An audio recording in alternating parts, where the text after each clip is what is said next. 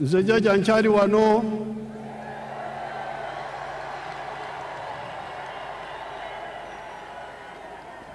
ngenda kubasomesa.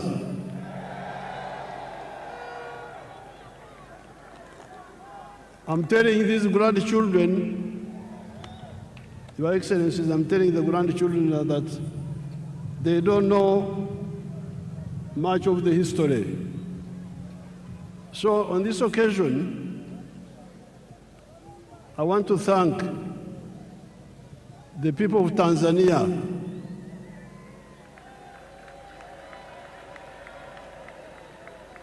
because we are here celebrating how Uganda is developing now, how UPDF is strong and so on. But the one who gave us the foundation was Mwalimu Kambarage Nyerere. And I'm glad Her Excellency Samia is here, and I'm telling you in her presence, I'm telling you people. So never forget Tanzania. Then we have got a very tall man. I had not met him before. Our son from Mozambique, the tall man. You stand up and they see you. He's a very tall man.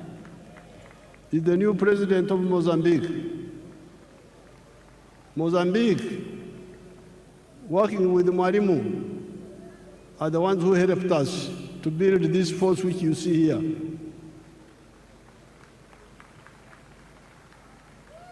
The 28 people I trained in Montepuez, 1976-78, are the ones who built this army which you see here.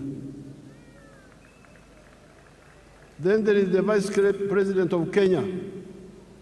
When Ugandans were running away, many of them would run to Kenya. So those countries in particular, I want you to know how they helped us.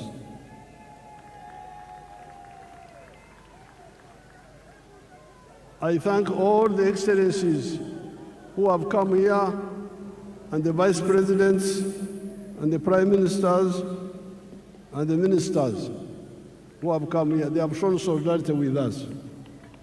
I thank them so much.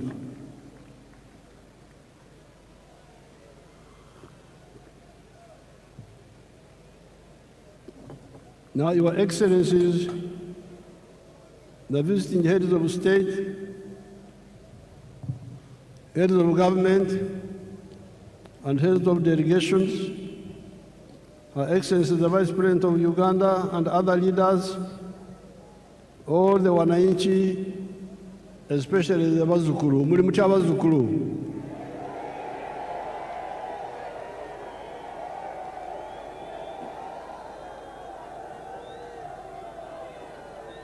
N'Abanyayuganda balala bonna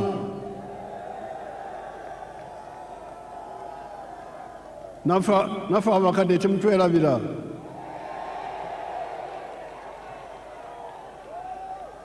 Habari nzuri wote. Mungu asifiwe. Apoyo Lubanga yebazibwe Katonda. Congratulations on the series of elections that we have been having ever since the 15th of January 2026. These were the presidential and parliamentary elections, district chairpersons, district councillors, sub-county chairpersons, and sub-county councillors. I especially congratulate our party, the NRM, for winning all those elections with big majorities. Abana-Uganda, mwebale kuwagira NRM.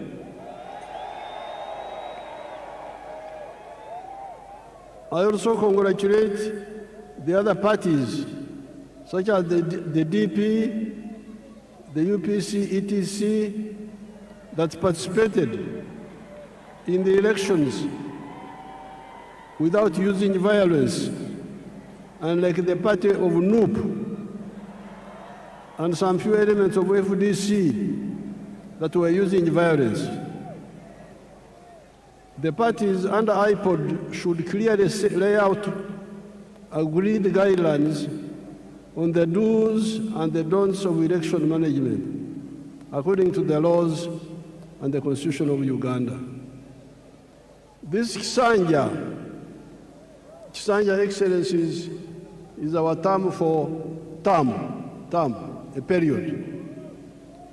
This Kisanja should be regarded as a Kisanja of no more sleep for all Ugandans. Kino ekisanja twetwetaaga abantu okwebaka ate ne beekwasa kino ne beekwasa kiri so nga eddagala liwe liri. This Kisanja should be regarded as a Kisanja of no more sleep for Ugandans. With the advent of the NRM ever since 1986, the families that cared to listen to our message got out of poverty. Amaka agawuliriza okwabula kwaffe ne bakola baabadda mu bwavu. I'm telling these my Ugandans that the families who have listened to our advice and worked the way we advised them, they got out of poverty. Do you want proof? Mwetaaga obukakafu kambubalage, nze nkozesa firimu sikozesa lugambo. Show us the real estate around Kampala. Show us. Mutulage.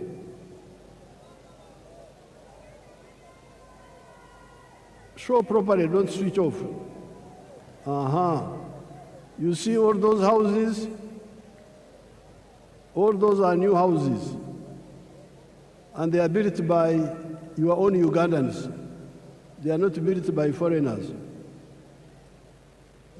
Yes, there are poor people in Uganda, but there are also those rich people you see there who listened and took advantage. Look at the real estate explosion around the Kampala Entebbe area, even before you go to other parts of Uganda. In the last elections, I reminded you of the Matafari Emiganda contributions that the NRM has put on the House of Uganda in the last 40 years. Excellencies, during the campaign, I told these young people that NRM in the last 40 years has put a matafari, which is our word for bricks, has put 7 matafari on the House of Uganda. In other words, the NRM has made 7 contributions to Uganda in the last 40 years. The first one, peace brought about by the NRM ideology of rejecting the politics of sectarianism caused by the reliance by the opportunists on the ideology of emphasizing identity of tribes, identity of religion, instead of emphasizing the interests of wealth creators that depend on their own sweat and develop countries. This is brick number 1. When we rejected the politics of sectarianism, of identity, of tribe, of religion. That's how we're able to unite the people. That's why we win on the first round, because the majority of the people are always with us. All these Bisanja, all these terms, 7 terms, we have never had a real run. We have never had anything below 50%. Why? Because we emphasized the politics of unity, not the politics of sectarianism, not the politics of identity, religion, tribes. If you say religion, there's no religion in Uganda which is majority. If you say sectarian tribe, there's no tribe which is majority. We will not get these numbers. So this is brick number one, which we put on the Uganda House. Second point, development in the form of economic infrastructure, such as roads, electricity, the piped water, the railways, airports, telephones, etc., and social infrastructure in the form of schools, health centers. You can see some of those there on the screen.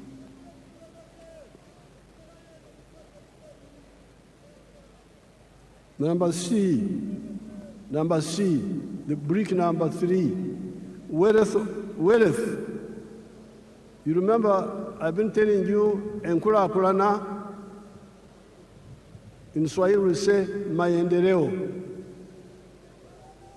But you can have maendeleo, in Swahili we must also have utajiri, wealth. So some people have been talking of roads, railway, electricity, but they never talk about wealth. And this is a mistake.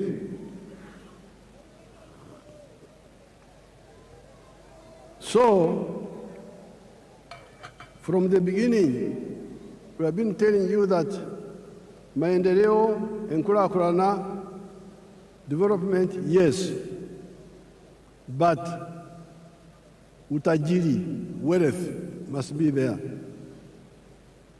Obugaga.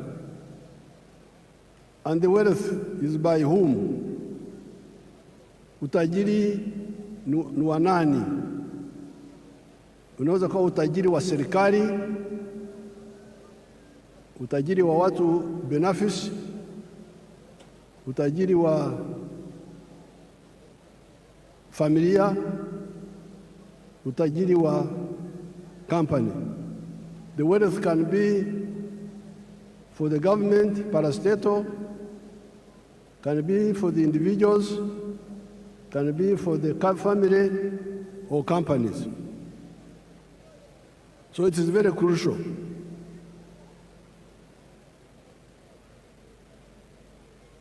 And in the case of Uganda, we have been telling you that the wealth is in the 4 sectors: commercial agriculture, manufacturing and artisanship, services, and ICT. If you want wealth, these are the 4 sectors where wealth is. Then number 4, it is now the wealth. Once people create wealth, the wealth creates jobs. You cannot have many jobs without wealth. Huwezi kuwa na ajira ya kutosha bila kujenga utajiri wa serikali, wa binafsi, wa familia, wa company. Kujidanganya huko kuache. Mwache kujidanganya. Muleme kwelimba. Tusobola kubera n'emirimo awatali bugaga. Then brick number 5 were services. Service delivery. The government must provide some services like security, like health, like justice. Those are done, education, those are done by the government, and the government has done it. Then number 6, market, soko, tukizalisha mali,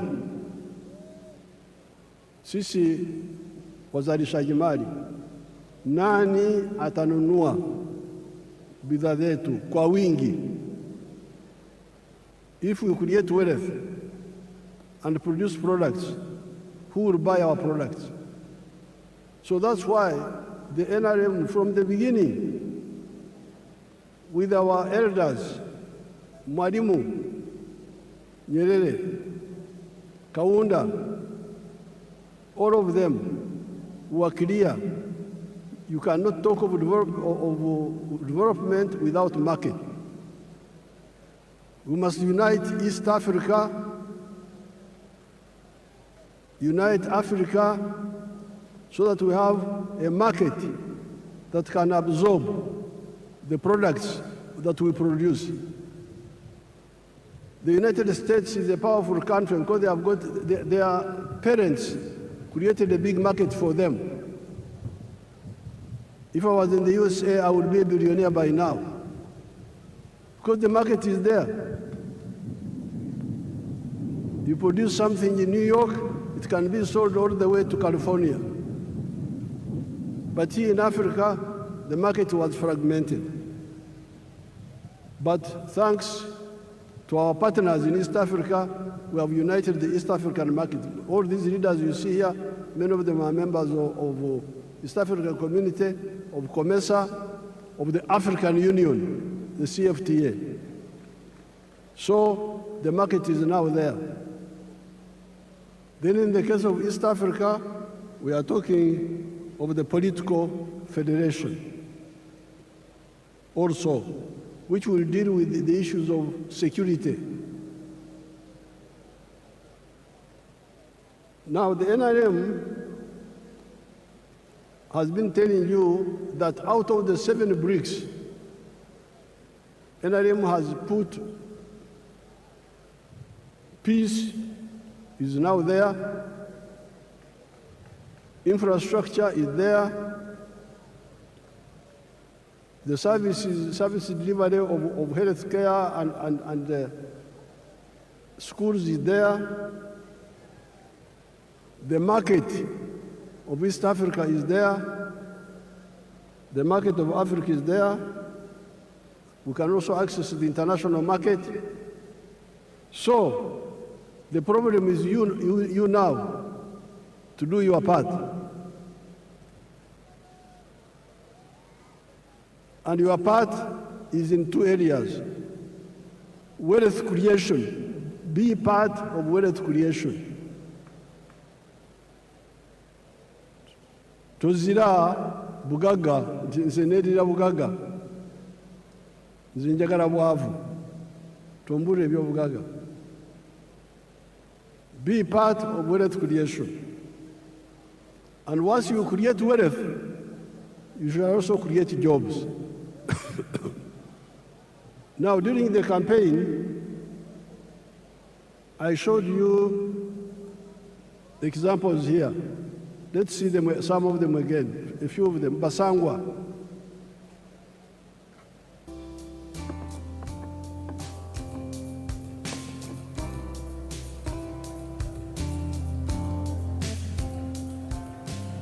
Basangwa Johnson, Managing Director wa Jaka Poultry Farm.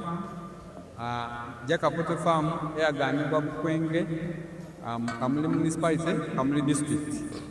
2007 twatandika obulunzi nga tutandikira mu Kamuli County Council by then mu plot yali 50 feet by 100 feet. There's a foot atano ku 10 ed'eitaka. Tutandika tutya twali nga tulina ebyobufuzi wano mu Kamuli nga waliwo ensonga nga chairman wero C5 omugenzi Kaguta bamwidukira Katonda mu ekyumulo eky'emirembe nga bamutoyiremu abantu bangi abaatamu application nga bali kwenda okufuuka ba chairman ba 5. Aye president yaida yatulungamya yakuba tubana abantu mwena tumusobola kuba ba chairman ba 5. Aye abantu mujje mukola emirimu egingi ng'okulunda yayogera kulunda embidi okulunda enkoko byonna yabyogerako. Nze napikinga mu kyokulunda enkoko n'atandika efaamu mu 2007 n'enkoko 5. Sawa dino wendogerera ku faamu kuno tize mabega nkambwire. President yaida yankyalira mu 2010 nga nina enkoko 5 yasanuka ino. Sawa dino tutambwire tulina emitwalo 20 tufulumya amagi ettulo 200 buli lunaku. Ettulo 200 livaamu miliyoni 2 buli lunaku. Omwezi liba miliyoni 6. Omwaka tuba tuli mu biliyoni ze 6 n'ekitundu etuba tuyingiza. So tuwuliriza omulamwa gwa president okuva ku kiseera ekyo kakati katukigiireko. President abaire musanyufu ino ku bintu byenkoze era nga buli kaseera nkyekingako. Wendogera kati tulina abakozi 300 betukozesa. Now you remember I was giving you the example of Basangwa. In 2007, I found them fighting for the position of district chairperson, political position. There were many of them. I advised them, why do you all fight for politics? Why don't you look at wealth creation? And I told them what to do, which we have been telling you from 1996. The 7 activities that you can do on a small scale in agriculture and you get out of poverty. Basangwa listened to my advice, and he had a small plot of 20 feet, is it 50 feet by 100, I think. He started rearing chicken for eggs. So he's now a rich man, getting more than 7 billion shillings a year now. But not only is he a rich man now, but he's now employing 300 people. So a poor man who had no wealth, who had no job, now is a rich man, but also has created jobs for 300 other Ugandans, those ones you see there. Then we go to Joseph Ijara of Serere.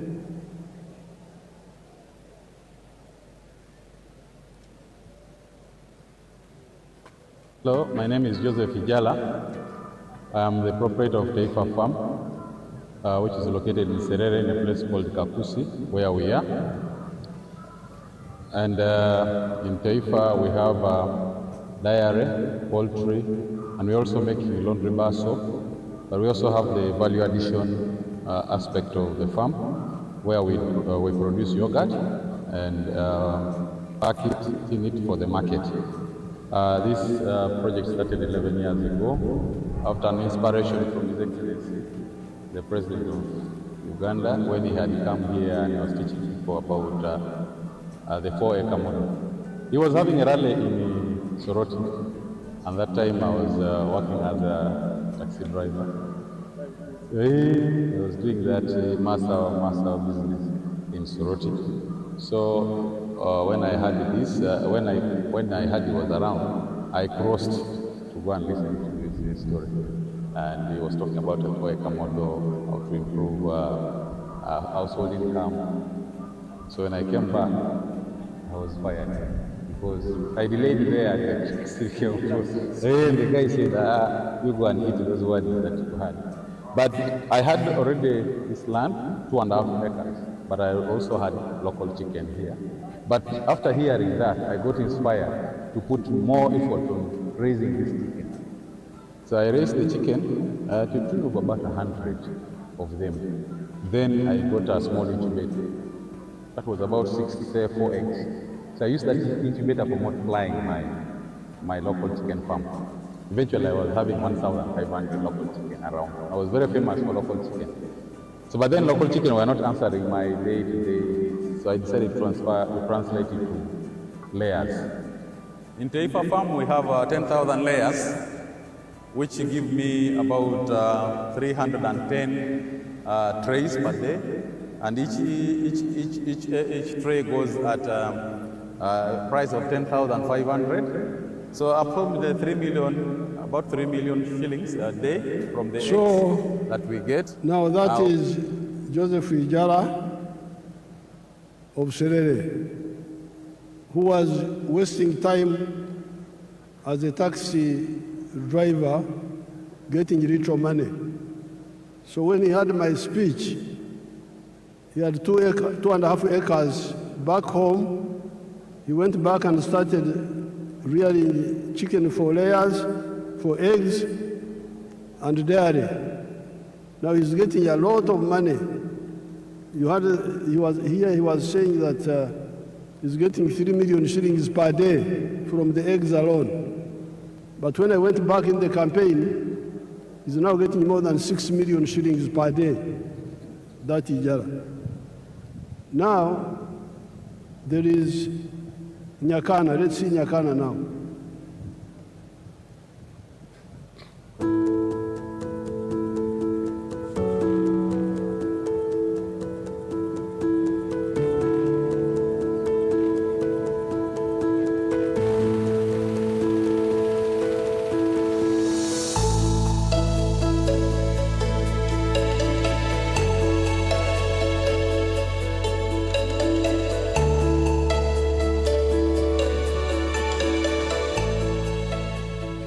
My name is Nyakana Richard from Rwengaju. This village is called Rwengaju village in Karabarole, Poto City. And where we are here is my home and it's my farm. The biggest landlord in this village of Rwengaju is having 7 acres. People are surviving on quarter an acre, half an acre. 80% of the population here, they are on half an acre. They are on quarter an acre. This farm and this home is seated on 1.25 acres. It is surveyed land. And 1 acre of land here, where we are here, is costing 80 million Uganda shillings. It is very expensive to buy land. Our farm is called Kana Farm. It is having 4 economic activities. Number 1, we are in zero grazing of dairy cows. Number 2, we are in poultry, majorly for layer birds. Number 3, we are in feed processing for livestock. And number 4, manure production. The screen is disturbing us. In the poultry, we have 8,500. But in Nyakana, he's using 1.3 acres. He earns net more than 240 million shillings a year and is employing 15 people. Now, this is in 1.3 acres. Uganda has got 40 million acres of good arable land. If only 7 million acres were used the way Nyakana has done it here, just 7 million of the 40 million would create 105 million jobs, more jobs than the whole population of Uganda.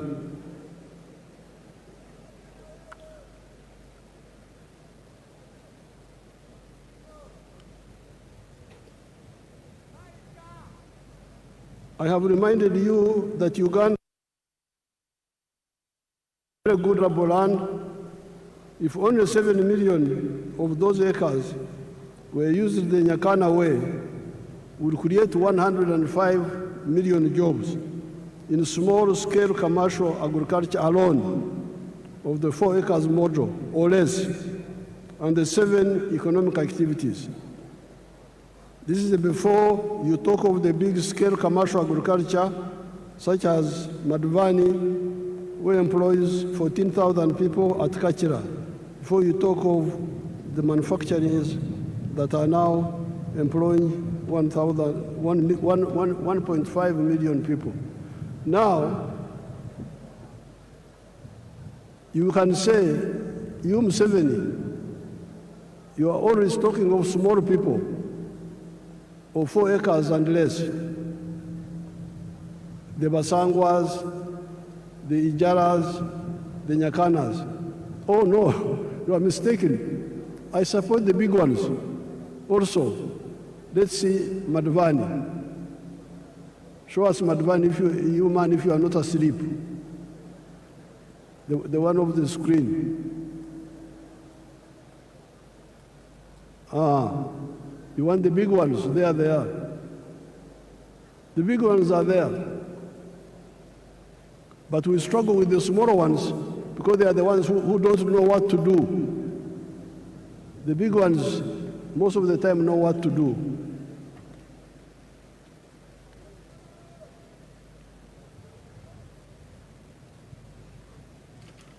Or before you talk of the services such as hotels, like Sheraton, which employs 400 people, let's see the employees of Kachira, the employees, the workers there, let's see.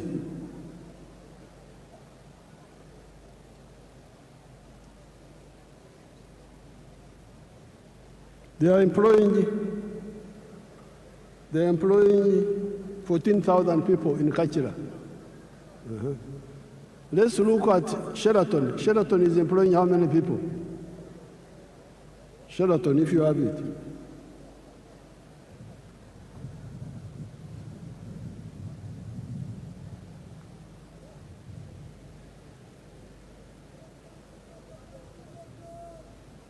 Sheraton is employing 400 people. Let's look at Mbare. Those are employees of Sheraton. See how smart they are. Let's look at Mbare Industrial Park.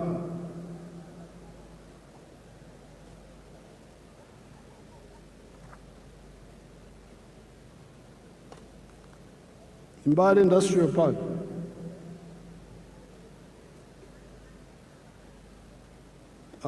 Freeze it. Go back a bit. Freeze there. You can see how many young people are employing in that industrial park. It has got now, when I was last there, it had like 80 factories, and it was employing 20,000 people. This is just one of them. So, the message of the NRM is 2 words: wealth, obugagga. Utajiri is the one which produces jobs. Ajira, I think in Swahili they call it ajira. Emirimu, jivambugaga.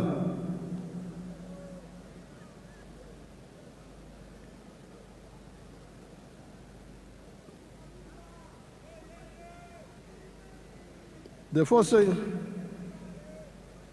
four sectors, commercial agriculture, manufacturing, service, and ICT, for now have both low and high-skilled jobs. So don't say, you Museveni, you are talking of only low-skilled jobs. Yes, the Nyakana jobs, the ones of Basangwa, those are low skills. But let me show you the high-skilled jobs. Chira, show them Chira Motors. Chira Motors. And the Karuma.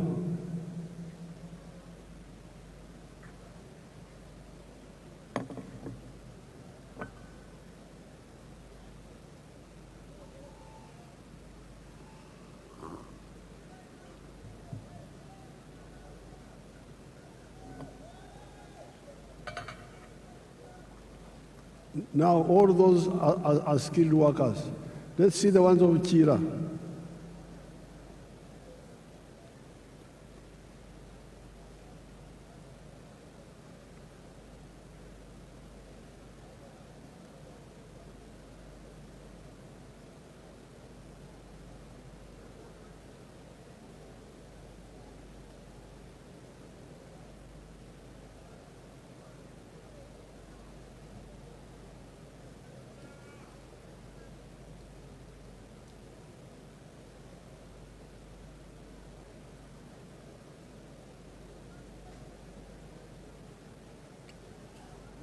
Obade chi?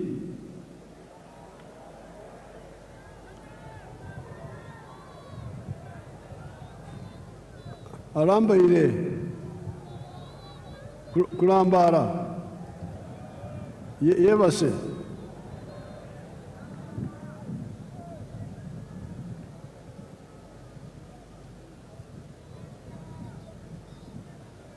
barambarira.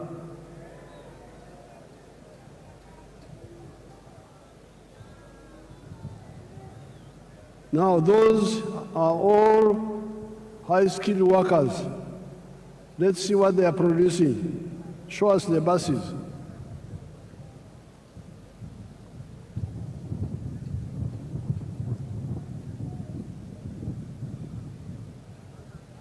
When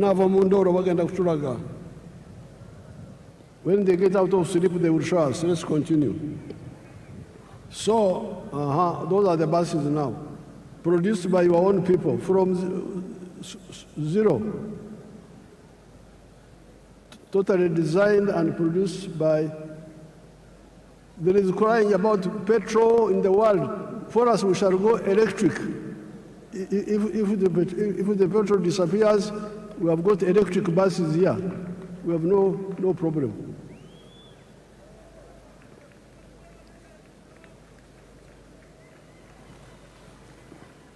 So,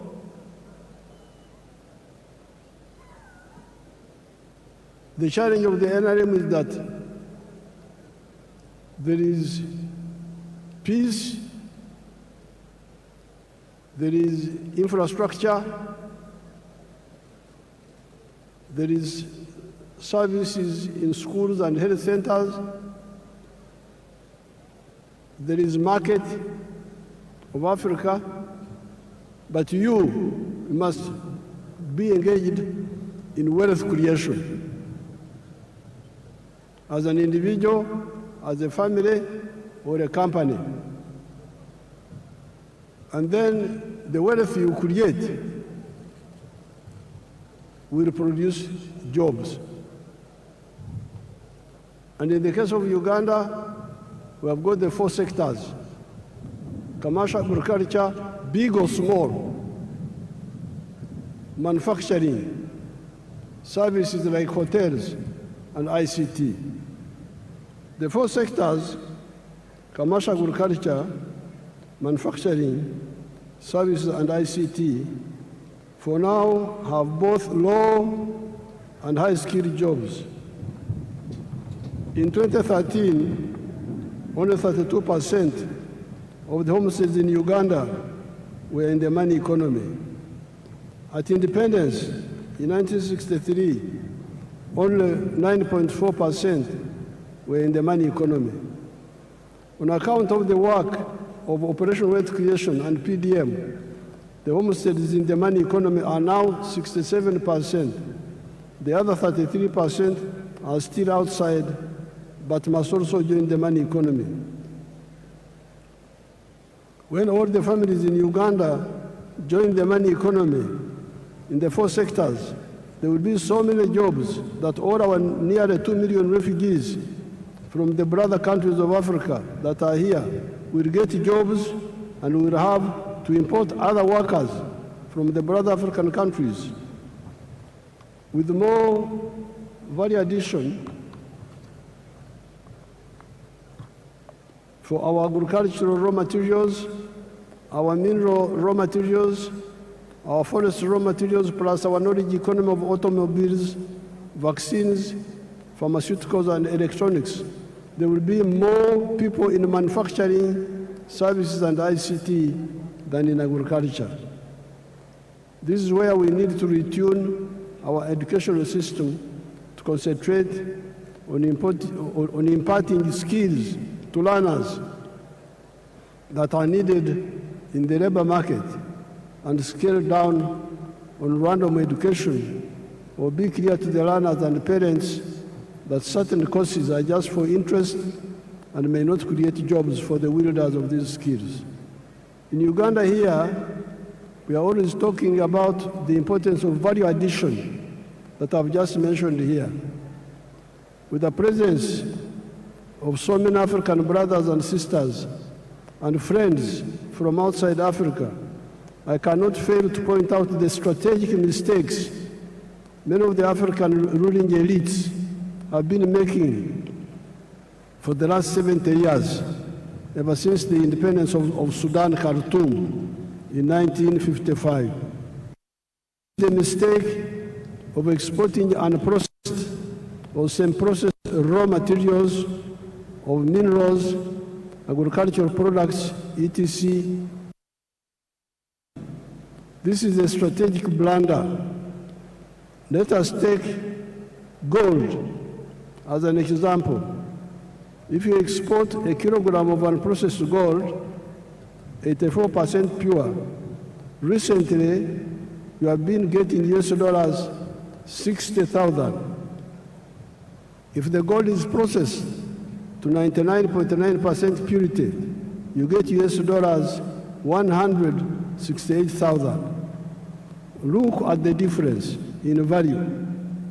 However, you do not only donate money to the outsiders per kilogram of gold, per kilogram of coffee, you also donate jobs. All those refining jobs go to the outsiders. That is not all. At 84% pure, that gold cannot be used as bullion, as currency, nor can it be used as an input in other industries, such as jewelry, electronics, aerospace, etc. That is one of the reasons Africa's economy has remained stunted 70 years after the African countries started regaining their freedom. Africa is 4 times the land area of the USA and 12 times the land area of India, with a present population of 1.5 billion people that will be 2.5 billion in the next 30 years. Yet our total GDP is only US dollars 3.6 trillion, while that of the USA is US dollars 32 trillion, China 20.65 trillion, India USD 4.18 trillion. This hemorrhage must stop. That is where here in Uganda we banned the export of unprocessed minerals and try to get people to address value addition here for all the other raw materials that make profits. In the African economies, we must ensure both vertical and horizontal integration. Africa's GDP should at least be 60 trillion US dollars, if not more. Our friends from outside of Africa should also help us to achieve this. If they see far, they will see that this is also in their own interest. If you are a clever capitalist, why would you want to do business with a poor man with a small purchasing power? I regard myself as a clever capitalist. I produce milk. I want many Ugandans and many Africans to buy my milk. However, they cannot buy my milk unless they have money in their pockets. Luckily, I am both a clever capitalist and also a Christian, as well as a patriot. And I therefore love God with all my heart, and I love my neighbor as I love myself. I'm therefore working feverishly to put money in the hands of Ugandans for them to get out of poverty, improve their purchasing power, and also improve their milk consumption per capita from the present 60 liters to 210 liters recommended by WHO for the sake of the calcium of their teeth and their bones. I also pray the same happens in the whole of Africa and the world. The phenomenon of Uganda having more jobs than local labor force is not new. The small enclave economy of the British times, the economy of the 3 C's and 3 T's, could not get enough workers locally, although it was only covering 9.4% of the homesteads. That is how our brothers from Rwanda, Burundi, Kenya, South Sudan, Tanzania came. You listen to our message and wake up, kuzukuka, given our raw materials base of Uganda, the present population of Uganda of 48 million people will not be enough to manage a developed Uganda. In small-scale agriculture, in order to support PDM with zero grazing chicken, pigs, goats, turkeys, sheep, cattle, we must solve the problem of water up to the whole household level, or up to at least the village, where one can use a wheelbarrow to bring the water to zero grazing areas. The current woman MP for Ntungamo, the Honorable Josephine Kamateneti, has developed an interesting model that uses solar-powered water pumps and wells, Amaziba or Ruzi, in the areas of Uganda that have got Enshuro spring. She uses 8.1 million shillings for a village. The homesteads can then use wheelbarrows to bring the water to their homes. How can this model be adapted to the boreholes for the areas with no Enshuro? With fish farming, before I go to the fish farming, I wanted to show you Wagagai in Busia, the value addition to gold. If you have it, show it quickly.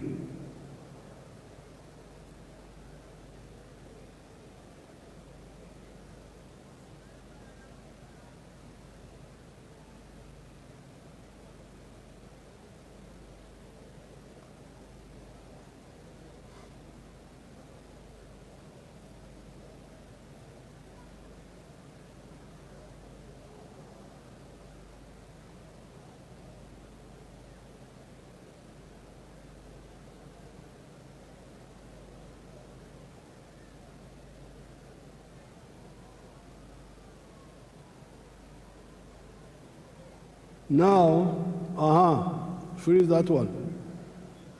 Each one of those is fully refined gold in Busia. And each one is a kilo. And each one is now costing $168,000. If you sell and process gold, 84% pure, a kilo, you will get only $60,000. So you see the wastage. Africans are really in trouble. How can you throw away your wealth like that? You are losing more than $100,000 in every kilo of gold. And then you say you will solve your problem. How will you solve the problem? With fish farming in the Miga edges of the wetlands, the government will help the communities with the earth-moving equipment to make the fish ponds, the solar-powered water pump, to pump water and aerate with oxygen and protect the fish against snakes. The issue of fish fries, nyanja, and fish feeds is also being addressed. The support for all the other sectors, big commercial farmers, manufacturing,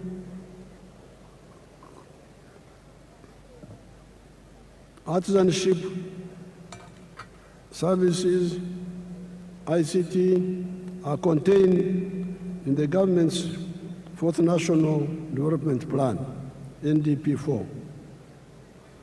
No more excuses. These programs are not in other countries. They are here in Uganda, in every parish, every constituency, in UDB. If anybody is diverting the money, you, since 1986, are empowered to deal with him or her because of the democratic local councils, where you are the ones who elect the leaders. Join the parish savings circle and directly participate in the management of the savings circle. If the money is not enough, tell your MPs to work with me in Kampala to concentrate more money in PDM instead of okumemerera, scattering the okumansamasa, scattering the money in many other programs. Especially for agriculture, you need to protect our environment. We need our wetlands for both our rain and irrigation. We need our forests for the rain and protecting the catchment areas of the river systems, the Elgon, the Rwenzori, the Mabera systems, the Seziwa-Rwajari systems, the Mayanja Kafurugogo systems, and River Kagera systems.